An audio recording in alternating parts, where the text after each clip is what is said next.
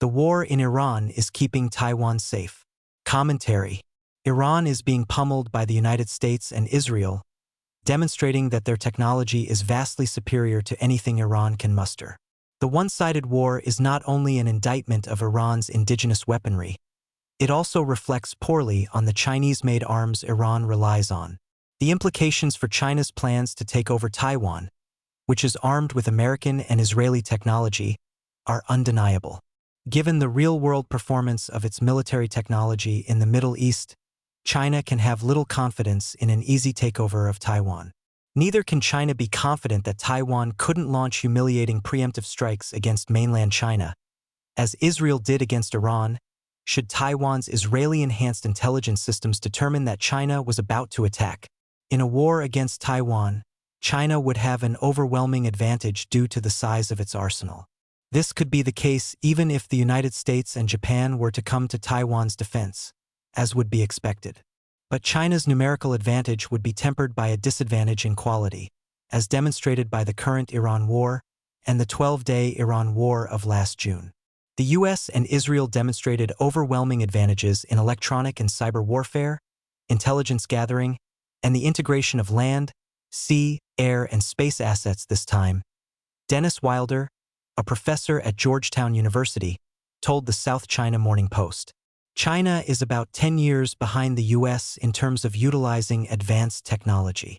The United States and Israel began the current war by neutralizing Iran's air defense systems, which include China's fourth-generation mobile radar YLC-8B, China's long-range surface-to-air missile HQ-9B, China's HQ-16, China's HQ-17AE, and China's Beidou satellite navigation system.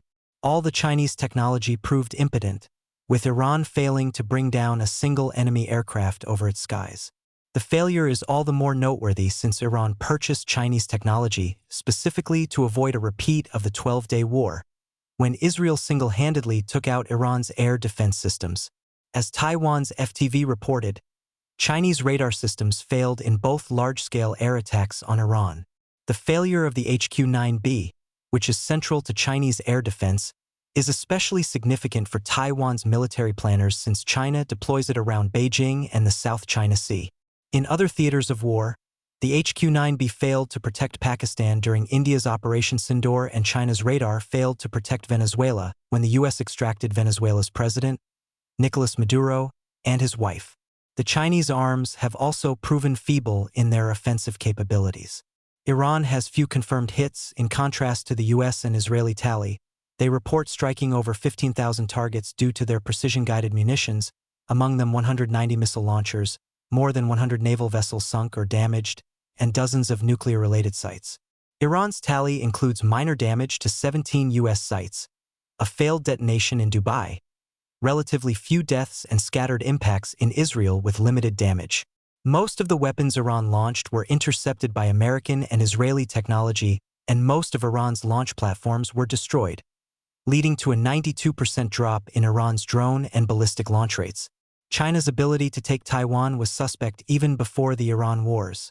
Most size and RAND wargame simulations generally showed China would fail.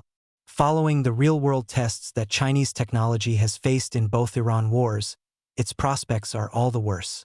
War hawks in China's ruling elite who advocate for an invasion of Taiwan will now be undercut. The Iran wars confirm that China could well face the defeat that the West's wargames predict. The embarrassment of a military defeat will trump the embarrassment that would come of backing down from the threats to invade.